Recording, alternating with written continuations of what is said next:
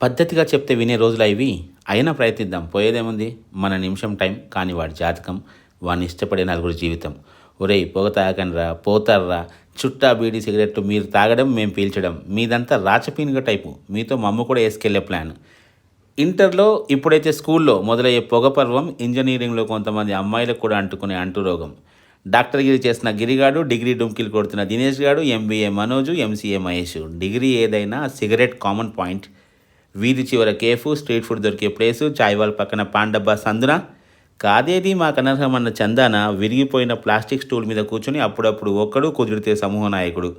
అచ్చం పాత గూడ్స్ రైలు బండిలా రింగులుగా పొగ వదులుతూ, ఆ ప్రతిసారి లోపల లంగ్స్ వెక్కి వెక్కి ఏడుస్తుంటే లివర్ ఓదార్చడం, హార్ట్ సముదాయించడం మన గూడ్స్ బండి సన్నాసికి ఎలా తెలుస్తాయి?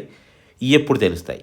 ఒకరోజు లంగ్స్ నీతో రానని ఫర్లాంగ్ దూరంలో ఆగిపోయినప్పుడు, ముఖేష్ యాడ్లో నువ్వే కనబడ్డప్పుడు, అప్పటికి నువ్వు ఎక్కాల్సిన రైలు వెళ్ళిపోయి చాలా ఏళ్ళై ఉంటుంది.